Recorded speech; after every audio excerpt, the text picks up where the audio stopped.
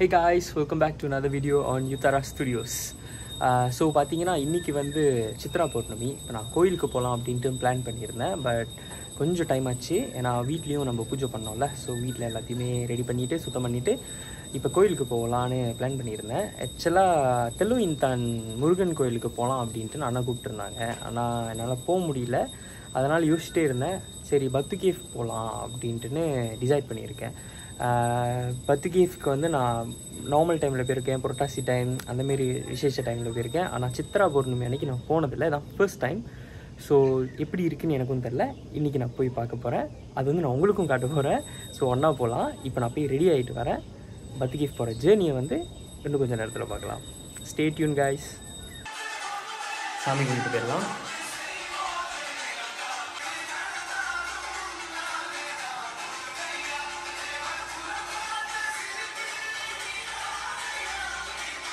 Journey started. இன்னொரு 40 மினிட்ஸில் வந்து பத்து கேஃபில் இருப்பேன். டிராஃபிக் இல்லாதனால சர்ன்னு நம்ம போயிடலாம். ஓகே, சிக்னல் வந்துடுச்சு. டாட்டா. நம்மளோட டெஸ்டினேஷனுக்கு வந்தாச்சு. பத்து கேஃப் என்ட்ரன்ஸ். உள்ள பார்க்கிங் இருக்குமான்னு தெரியல, போய் பார்ப்போம்.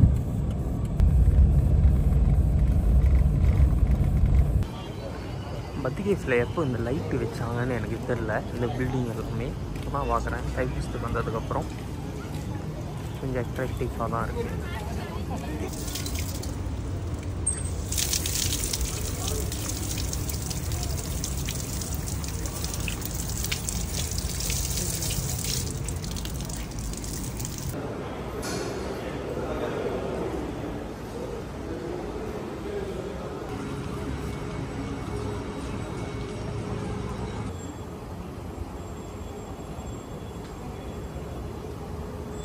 விநாயகர் கோயிலும் சிவன் கோயிலும் பார்த்தாச்சு.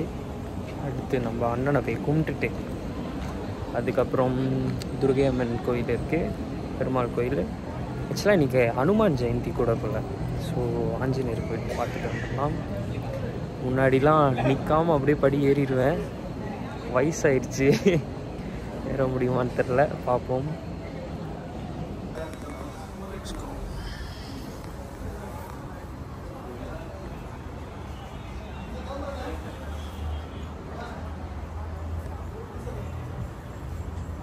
ஏறிக்கிட்டு இருக்கேன்.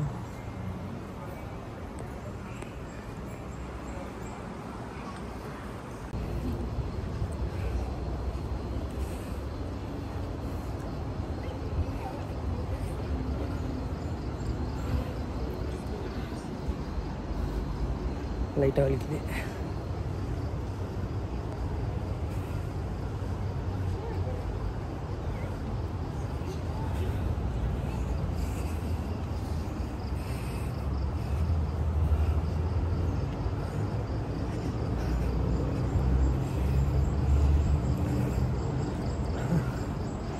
கொஞ்சம் நின்று தான் போகணும் போல், முடியல, வயசாகுதுங்க.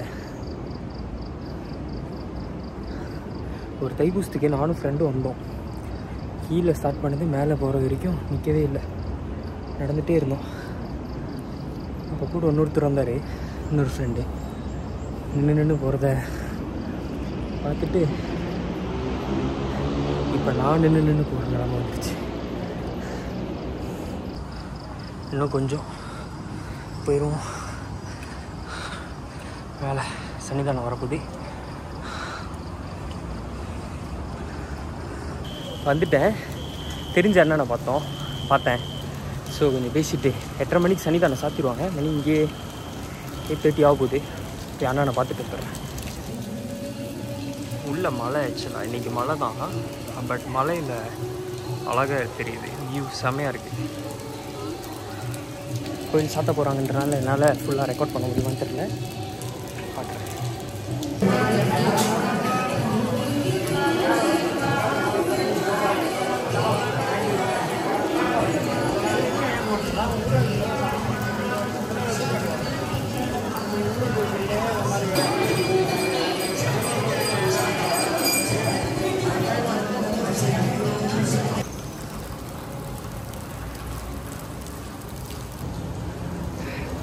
மேலே தரிசனம் பார்த்தாச்சு. வேர்க்குது. ஸோ சன்னிதானம் வந்து சாத்துறாங்க, அதனால் டக்குன்னு சாமி பார்த்துட்டு வந்தாச்சு. இப்போ கீழே இறங்க போகிறேன். மலையில் வந்து நல்லா வழுக்குது வேறு. நல்ல தரிசனம். சித்ரா பௌர்ணமி அன்னைக்கு எங்கள் அண்ணன் முருகனை பார்த்ததில்ல, ரொம்ப நல்ல தரிசனம். ஸோ அடுத்தபடியாக கீழே போய் பார்க்கணும். நம்ம அண்ணன் ஒன்று வெயிட் பண்ணுறாரு கீழே மீட் பண்ணுறதுக்கு. இந்த மாதிரி ஆங்கிள் வச்சு அவங்களுக்கு கொஞ்சம் ஸ்கேரியாக இல்லை, எனக்கு கேமராவில் பார்க்க கொஞ்சம் ஸ்கேரியாக இருக்குது, அதனால் நார்மலாகவே வச்சுக்கலாம்.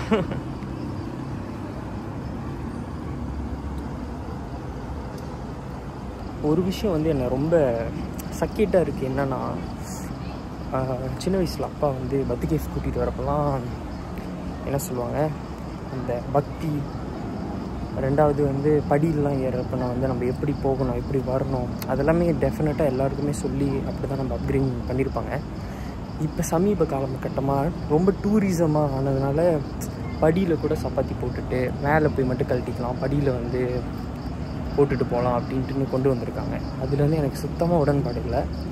ரெண்டாவது அந்த 8000 கூட, பட் கீழே வந்து கவுண்டரில் வந்து கொடுக்குறாங்க, வேட்டியில் வந்து சுற்றி போட்டு மேலே ஏறுறதுக்கு, அந்த மாதிரி ஷார்ட் பேண்ட்ஸ், ஷார்ட் ஸ்கர்ட்ஸ் ஃபாரினர்ஸ்லாம் வந்தால். பட் ஸ்டில் அந்த ஒரு சீக்ரெட்டான ஒரு இடம், சீக்ரெட்டான ஒரு விஷயம், அதை வந்து ஏன் இன்னும் கடைப்பிடிக்கல அப்படின்ற ஒரு ஆதங்கம் வந்து எனக்கு எப்பயுமே இருக்குது. இது வந்து நான் யூனிவர்சிட்டி படிக்கிறப்போ வந்து ஒரு டாக்குமெண்ட்ரி வந்து பண்ணியிருந்தோம் பத்கேஃப் பற்றி. பட் எனக்கு அது வந்து ரிலீஸ் பண்ணலாமா இல்லையான்னு தெரியல, ஏன்னா ஸ்டில் வந்து கேம்பஸோட என்டைட்டில்ல தான் இருக்குது. ஸோ தெரில. ஆனால் என்னோடய ஒரே ஒரு ஹோப் வந்து என்னென்னா, இதெல்லாம் மாறணும். பழையபடிக்கு பண்பாடோட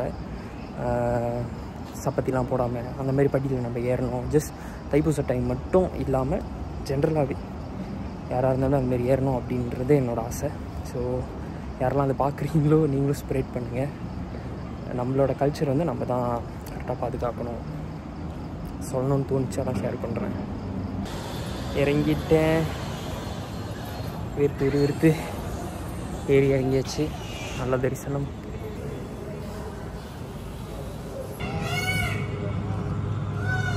தெரிஞ்ச அண்ணனை பார்த்து பேசிகிட்டு இருந்தது டைமில் சன்னிதானம் வந்து ஆக்சுவலாக சாத்திட்டாங்க.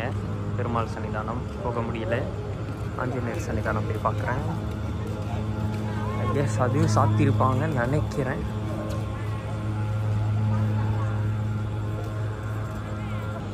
இல்லை, ஹனுமான் சன்னிதானம் ஒன்றும் சாத்தலை. ஹனுமான் ஜெயந்தினால திறந்துருக்காங்க. தரிசனம் பார்த்துட்டு வந்துடுறேன்.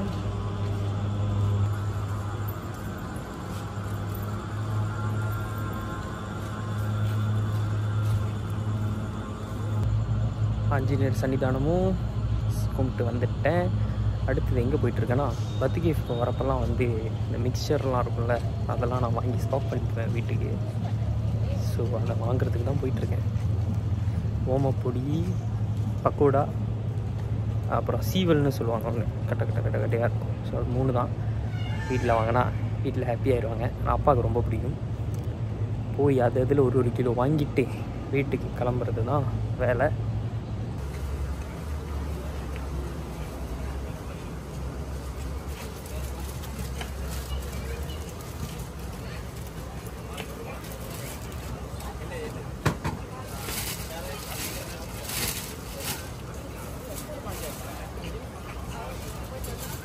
அது வந்து நான் 1 கிலோ, அது பக்கத்தில் இருக்கிறது 1 கிலோ. பக்கோடா வந்து 1 kg பேக்கிங். ஸ்வீட் இருக்குது, ஸ்வீட்லாம் வேணாம். ஆக்சுவலாக வரப்பு பக்கோடா வந்து கொஞ்சம் கூட சொல்லிட்டேன் நினைக்கிறேன். இல்லை, எல்லாமே கூட சொல்லிட்டேன் நினைக்கிறேன். ஏன்னா 1 கிலோவுக்கு 2 பெரிய பை எடுக்கிறாங்க. பார்க்கலாம், சொல்லிட்டேன். கேன்சல் பண்ண விரும்பலை, குறைக்க விரும்பலை. சாப்பிட்டு முடிச்சுட்டா பரவாயில்ல, இல்லைன்னா நான் தான் பாட்டு வாங்குவேன். ஆக்சுவலாக என்னை பற்றி நானே சொல்லக்கூடாது. நான் வர வரைக்கும் அந்த கடையில் யாருமே இல்லை. நான் வந்துட்டோன்னே நிறைய கஸ்டமர் வராங்க. அதான் நம்ம ராசி அந்த மாதிரி வைப்பு. இதை நான் கேமரா திருப்ப முடியாத. இருங்க, நான் வரப்போ நான் மட்டும்தான் வாங்கினேன். இப்போ பாருங்க, நான் எவ்வளோ கஸ்டமர் நான் சேர்த்து கொடுத்துருக்கேன். அந்த அண்ணன் எனக்கு தேங்க்ஸ் சொல்ல மாட்டார். 1 கிலோ எக்ஸ்ட்ரா கொடுத்தா நல்லாயிருக்கும். கொசு மருந்து அடிக்கிறாங்க, நான் வாங்கிட்டேன். ஒரே ரஷ்ஷிங்காக போயிட்டுருக்கு. ஏன்னா டக்குன்னு கொசு மருந்து அடித்தோன்னா கடையெல்லாம் சாத்திட்டாங்க. பாருங்க, சுவிட்சர்லாண்டில் நடக்கிற மாதிரி நடந்துகிட்ருக்கேன். ஓகே மக்களே, கொசு மருந்து அடித்தனால என்னால் வெளியில் இருக்க முடியல. அதனால தான் டக்குன்னு உள்ளே வந்துட்டேன். லைட்டு கூட அந்தளவு கிளியர் இல்லைன்னு நினைக்கிறேன். கொஞ்சம் ரஷ்ஷிங்காக தான் போச்சு இன்றைக்கி. ஏன்னா மழை வந்து நான் எங்கள் கோயிலுக்கு வரப்போ மணி 8:10. ஸோ நடை வந்து 8:30 மணிக்கு சாத்துறதுனால டக்குன்னு பார்த்துட்டு வந்துற மாதிரி ஆயிடுச்சு. ஆல்ரெடி பெருமாள் சன்னிதானம் போக முடியல, சாத்திட்டாங்க. அப்புறம் இங்கே வந்து வாங்குறப்ப கொசு மருந்து அடிச்சிட்டாங்க. ஸோ கொஞ்சம் ரஷ்ஷிங்காக போச்சு. இருந்தாலும் பரவாயில்ல, எனக்கு திருப்தியாக இருந்துச்சு. நல்ல ஒரு தரிசனம். அப்புறம் தெரிஞ்சண்ணா வந்தார். ஸோ கொஞ்சம் பேசணும். அது கொஞ்சம் நல்ல விஷயமான ஒரு டாக் தான். So okay, it's a nice Tuesday and also blessed Chitra Pournami. எனக்கு உங்களுக்கும் அப்படி தான் இருக்கும்னு நினைக்கிறேன். ஸோ இன்னொரு வீடியோவில் பார்க்கலாம். நான் வீட்டுக்கு கிளம்புறேன். டாட்டா.